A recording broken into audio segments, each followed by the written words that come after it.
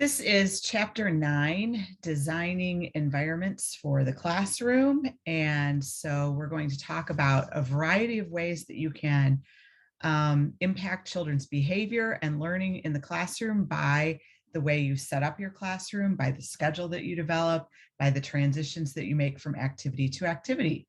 So here we go.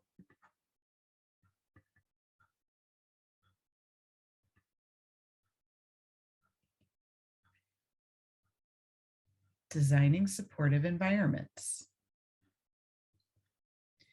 So when we talk about environments, we are talking about the whole classroom from actually almost from when you walk into in the front door of the building until you end the day. So that includes things like how the furniture in your classroom is arranged, the schedules and routines that you have, the transitions that you make, how you engage children both in large and small group activities, what expectations and directions you set for children and ways that you work with them, and then of course the positive attention and guidance that they receive from you. So when you're working on classroom arrangement and design, you want to think about how you can arrange the classroom, the environment, to prevent problem behavior, right? So you want to minimize large open spaces. Large open spaces make kids think, oh, I can run around here or I can wrestle here. If you have smaller, more enclosed spaces, you won't have those kinds of behaviors. You want to use visual and environmental cues to help children know what to do. So you want to label your centers. You want to label where people are putting things with pictures and with words. You want to minimize obstacles and other hazards. And you want to consider the needs of children with physical and sensory disabilities. That's really important. Can a child in a wheelchair get around in your classroom? Are there too many things going on in your classroom? Is it sensory overload? Can a child who's not able to sit well in a chair find a place that's comfortable for them? So in this environment, we are telling children a couple of things. We're saying there's a large open space where you can do whatever you want, right? We're also, it looks to me like telling children that we don't value our property that much because it's all just kind of hanging out. It's not well organized or well put away. And so this is not, to me, a very functional environment for young children. This one has feet on the floor to show you where to line up. It has a stop sign on the door to tell you you don't go beyond here. It's got those little gates, fences to cordon off that space so that you can't just go crashing in there. It's even got a smiley face at the end of the foot train to remind you to smile. So if you stood in the middle of your classroom and you looked around, can you see that each center has clear entries and boundaries? Is the black center clearly defined? Is the art center clearly defined? Can you tell how to go in and go out of those spaces? Can you tell what you're supposed to do in those spaces? Are those spaces inviting? Is the center inviting? So when you are a little kid and you're looking around, does this center say, oh, there are things for me to do there? Are there enough materials? Do you only have one set of paints and paintbrushes? That's not enough. You want to enable and encourage kids to work together. Is there a system in place for entering and exiting centers? So what that means is if after group time, I say, well, I'm going to go to the dramatic play center. And we can see that there's not, unlimited space. So everybody can't go to the dramatic play center. So I'm going to put my name tag there so we all know that I'm playing in that area. If I want to move to another one, can I take my name tag and go to another place? Is there a way for me to change from center to center? Are you a program that doesn't allow that or encourages children to stay in a center for a certain amount of time? What is the way that children can move from center to center? Our centers and materials and shelves all labeled. So do you know that this is the art center because it says art center?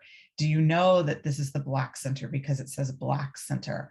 A lot of programs will use a sign that says what the center is and what we do there to remind both children and teachers what kinds of learning activities are happening in those places. And then have you labeled the shelves so that when children put things away, they know where things go, to give them that sense of independence and to give them a sense of, this is an expectation of you can put the blocks away because you know where they go because they're labeled. Our materials rotated.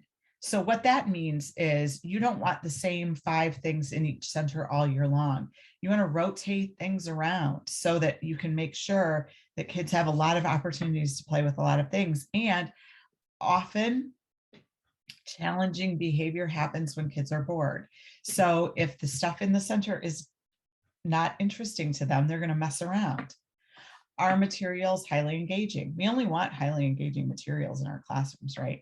And are they relevant? Are the activities relevant to children's needs, interests, and lives? So are the things that you have in your classroom available for children, things that they're going to be interested in, that they can draw upon their prior experiences for, and that they will engage in? So these are 2 different blocks centers, and I can tell you that they both have strengths and they both have concerns. One thing that you can probably think this pretty quickly is that the one on the top is very messy, right? It also looks cramped. It looks like it's hard to get those blocks in and out. It looks like some things are labeled, but not everything is labeled. And then there's a whole bunch of junk on top of that top shelf that makes me think that might be teacher work or something.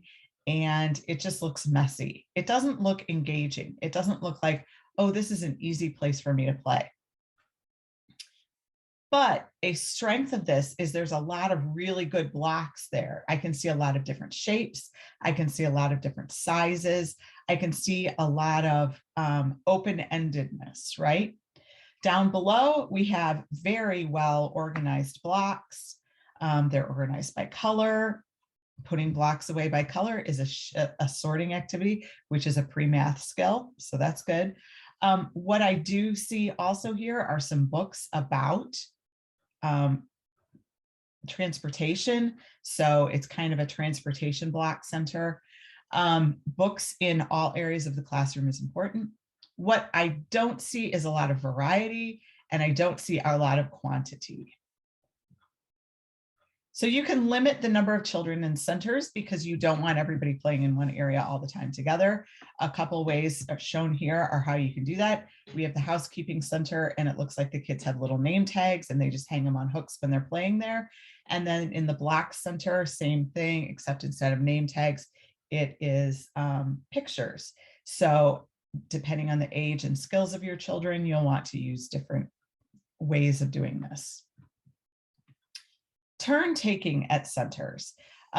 So sometimes centers will be full and there's not enough spaces. So how do you make sure that a child knows who gets to go next, or that we have a process in place for this? So there are, again, a variety of different ways. You can sign up, you can put your picture next, right? Okay. Dramatic play, visual support. So in your dramatic play area, which would be your housekeeping area, sometimes it might be a woodworking tool bench. Some places it might be a doctor's office. And it's good to change those out throughout the year as well, if you can. What we often see is that children come up with their own ways to play in those areas, and that's fantastic. But sometimes you might put some toys out that kids aren't quite sure how to work with. So what they've done here is specifically the middle picture and the right-hand side picture. It's a bin of things to do, And then picture cues of what you can do with those things. So the middle one is a doctor's bin, and it has vaccinators, needles, injectors, whatever, Band-Aids, and some picture cues to what you can do with it. And then up above, it's a baby bin, and it has picture cues of what you can do with it. This is a really good idea because it helps children remember or understand what this play area is for. Task sequences are a way to help children understand what goes next. And this is especially in a classroom where you're working on transitions. Some children have a really hard time with transitions. This is all sort of visual cues of what's going to happen next. Because saying to a child, oh, we're going to go to the playground next, is not the same as being able to point to the picture and say, oh, we've just finished snack and now we're going to go to the playground. Or like at the bottom here, we have sing, then story time, then small group. So schedules and routines. We talked a little bit about the environment of the layout of the classroom, and now we're going to talk about schedules and routines. You want to have a schedule that promotes child engagement and success. Balancing activities, active and quiet, small group and large group, teacher directed and child directed. Alternating those things, right? Structure activities so there's a clear beginning, middle, and end. That's so helpful for children who have trouble with transitions from moving from one activity to another, to know this is the beginning. Okay, we're starting group time now. Okay, everybody, we're done with group time. We're going to move on to snack. Or, okay, everybody, it's time to go to centers. And then we'll talk about this a little bit later, but this is the 5-minute warning. It's time to clean up in centers so that we can go on to go to the playground or whatever it is. Teach the children the schedule, create visual reminders, make a chart on your wall that shows what you're doing in order throughout the day. It doesn't matter so much what time you're doing these things. It matters that kids understand the order. Be consistent about your routine, but don't be a slave to it. So be consistent about doing the same things again and again and again at the same times in the same order. But maybe you don't spend as much time at one thing one day. And maybe sometimes, like every Friday at the end of the day, it's a dance party, or you get to choose one of 3 things. But while you are offering structure and consistency, you also need to be offering enough interest and engagement so that children follow along and do what you want them to do. Teach them the expectations of each routine. So we'll talk about this a little bit. In group time, do you expect people to be sitting quietly with their hands in their lap, raising their hands if they want to talk? You need to teach them that, right? You need to talk about that all the time. When changes are necessary, prepare children ahead of time. When you're going to change your schedule. Tomorrow, when you get to school, instead of putting your coats away, we're going to leave our coats on because we're going to go to the pumpkin patch. So we're not going to have snack at school. We're going to get in cars and drive to the pumpkin patch. And guess what? We're going to have snack at the pumpkin patch, making sure that kids know what's going to happen. And then provide children who have difficulty with following the schedule with individualized support. You know, when there are kids who have a hard time with transitioning from one thing to another, you are going to need to give them a little, whisper in their ear and say, hey, don't forget, we're going to go to go use the bathroom after we clean up here, and you've got a few more minutes before you need to clean up or whatever. Okay. Transitions. Transitions are when you move from one activity to another throughout the day. And this is always a part of the day. These are parts of the day where children get confused. They don't know what to do. And so it's important for you to help them through those transitions by minimizing the number of transitions they have to make throughout the day. Don't stop one activity to go to another activity constantly all day long. Group activities together so that you don't have to, so you can just sort of flow from one to another. And just try to make as few transitions as you can. Minimize the length of time children spend waiting with nothing to do. This is the part of the day when children always lose it. right? Teachers lose it too. So what can you do to make sure that children are not waiting for something to do? Can you have them sit and read books quietly? Can you have one of your teachers go sing songs with them while you do the thing that they're waiting on? What can we do? Can we have half the class go put their coats on while the other class does some movement activities? What can we do to make sure that nobody is sitting and waiting too long? Give them a warning. Let them know in 5 minutes, we're going to need to clean up so that we can have snack on the playground. This is your 10-minute warning. You've got 10 minutes before we need to go in, right? Structure the transition so that children have something to do while they wait. Same thing. You don't want to have nothing to do. So what can you do during that transition time? Teach them the expectations related to the transitions. If one of your expectations is that you sit crisscross applesauce on the floor while you're waiting for the bathroom, you need to teach them that. And if at all possible, you need to role model that for them, model that. And keep the transitions engaging. If you have 3-year-olds who are lined up sitting by the wall waiting to use the bathroom, if you expect that everybody's going to sit there quietly with their hands in the lap, you are possibly in the wrong profession. You need to know that during that time, you need to entertain them.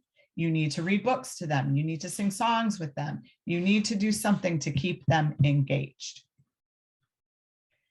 Some environmental cues that you can use for transitions. Turn off the lights to get kids' attention. Some kids are scared of not being in the light, so you have to be careful with that one. Using an auditory signal to get kids' attention. Using a bell, using an alarm on your phone, using a clap if you can hear me. Pictures are lying on the floor to show children where to line up, to go outside, to go to the sink, to go down the hall, whatever. If you put a line on the floor, it's going to make it easier for kids to line up. If you say you need to put one foot on the blue tape, right? Use pictures of children to pair kids up for transitions, right? So you can have kids' pictures in your classroom, draw the pictures out of the little bucket or whatever and say, oh, Emily and Jacob, you need to go line up. Visual cues of how to do the transition, right? So sometimes you might be walking down the hallway to the bathroom and you can fly like a butterfly.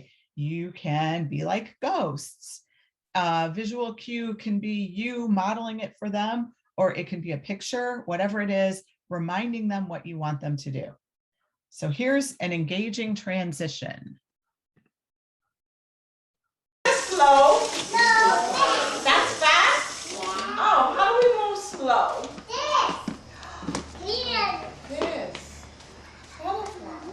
Please follow Miss Karen. And we're going to move very slowly like butterflies. Just like that.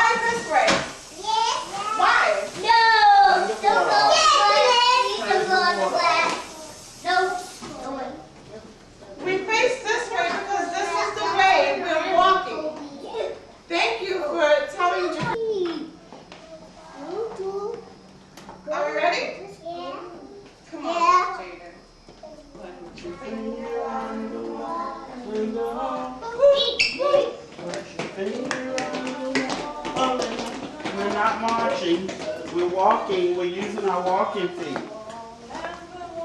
Down the hall, put your finger on the wall. In the hall. Are you listening?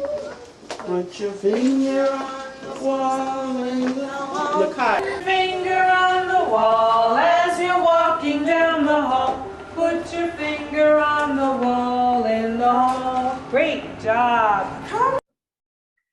I especially love how she explains to them that you need to be looking forward and why. I love that she says, if I look this way, am I going to go out the door? No. If I'm facing that way, am I going to go out the door? No, I'm facing forward because that's the way I'm going. That's a really good way to make it make sense to kids and to have them actually follow the directions. Okay, so with a little bit older kids, you can have them help you decide how you're going to make the transitions. So this is just some ways that you can show what your transition choices are, just as yet another reminder for kids, this is what we're doing today, right? You could say to them, today's song is Five Little Monkeys and today's transition is Flying Like a Kite, but not everybody's going to remember that. Not everybody's going to have heard that you said that. And so having this posted by the door is a good visual cue to remind them. This is a 5-minute glove, and I'm going to show you a little video with the 5-minute glove. Okay, boys and girls, look, 5 more minutes to play. 5 more minutes to play. Play, play. Carla, mira. 5 more minutes to play. Carla, can you remove number 5? And then now, how many minutes? How many minutes now? 4. No, 4. Very good. That means it's 3 more minutes. Put it right here, right here. Okay, guys, 3 more minutes.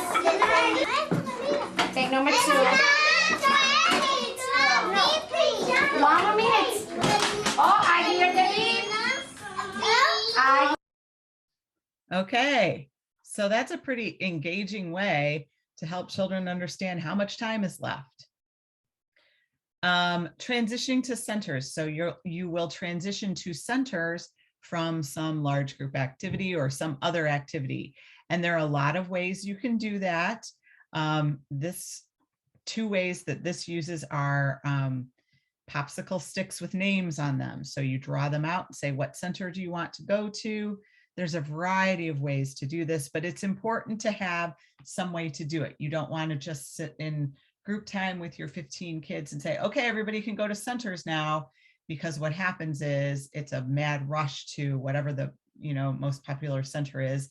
And then once kids get there, how are you going to decide who got there first and who gets to stay and blah, blah, blah. So it works much better if you tell them, Amy, you got picked first today. What center do you want to go to? Well, I want to go to the art center.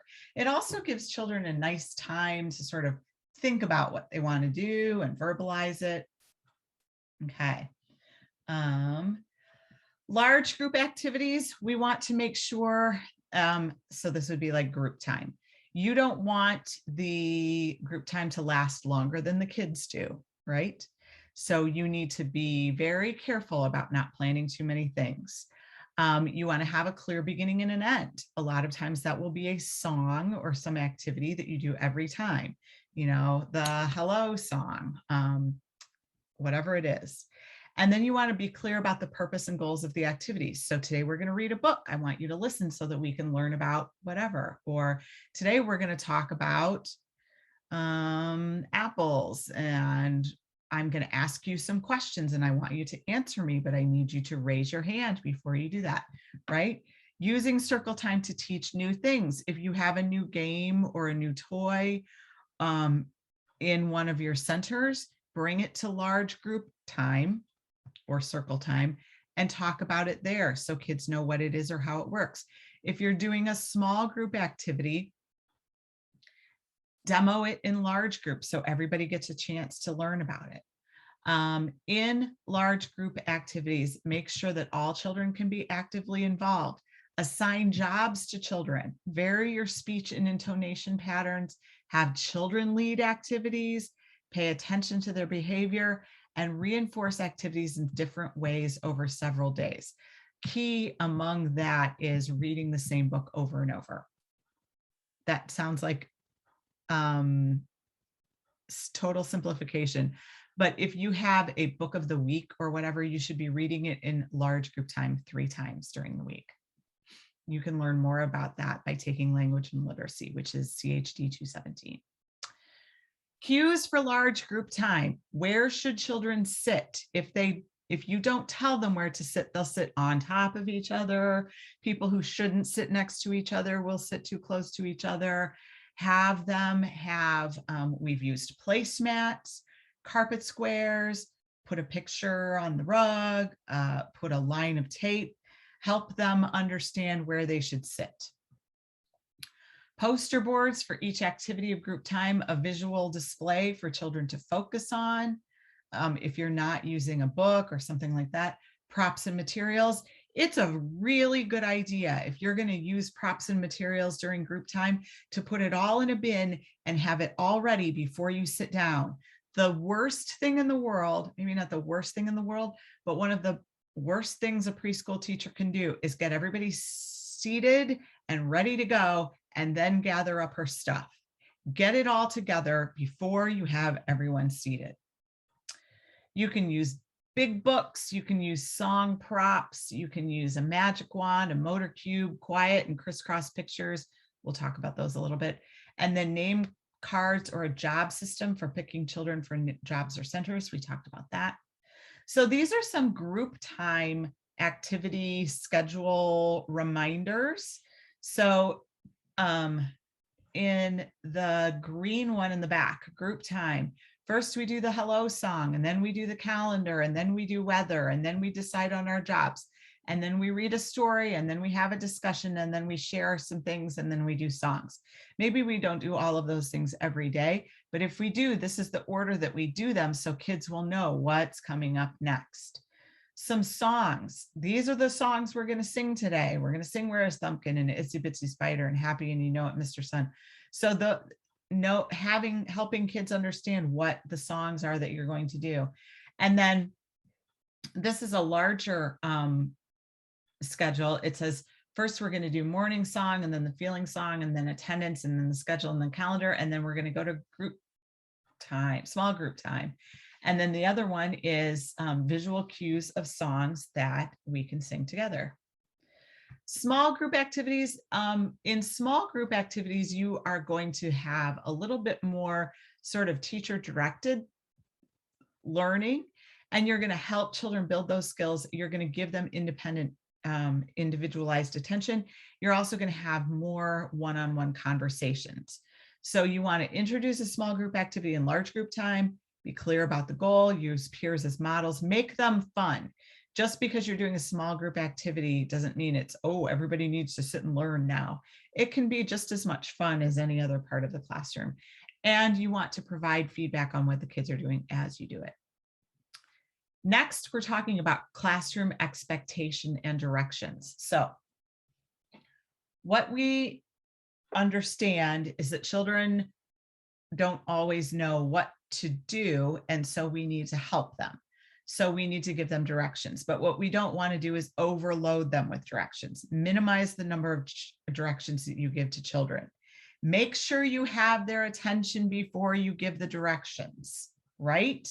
They're not going to do it if they're not paying attention when you're saying, hey, Aubrey, I need you to put the Legos away.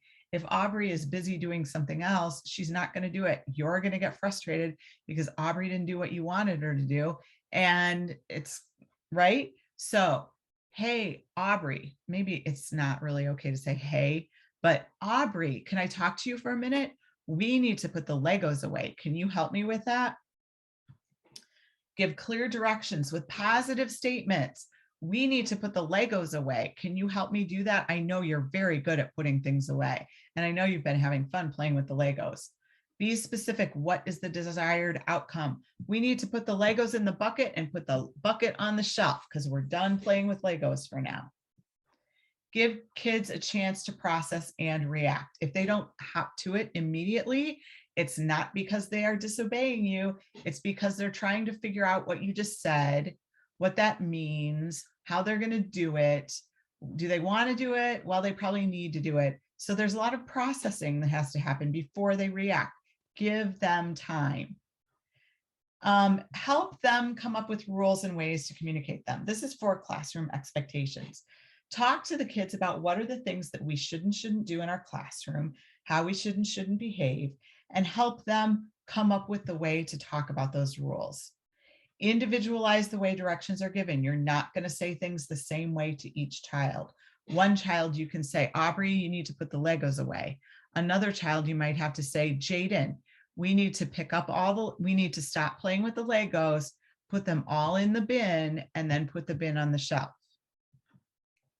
Follow through with positive acknowledgement.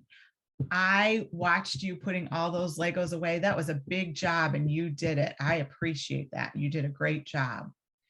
And ensure children know how to engage in the rules. So making sure that each child understands, okay. Teaching rules, classroom rules, expectations, I prefer.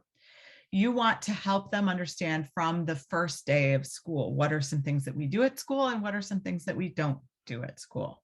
Help children use them in context. So, is running okay? Well, it is on the playground, but it's not in the classroom, right? Remind children of rules as a prevention strategy. Why can't we run in the classroom? We can't run in the classroom because we might run into each other or we might run into something else and we might hurt ourselves, and we don't want to do that. When problem behavior occurs, remind children of posted behavior expectations. Hey, Jaden, remember this sign that says no running in the classroom? I need you to remember that. Redirect to rules when appropriate. Acknowledge children who demonstrate the rules. This one I have some concerns about, but if you see a child being good, you should tell them you're doing what you're supposed to be doing, but you shouldn't pass a judgment on it like this.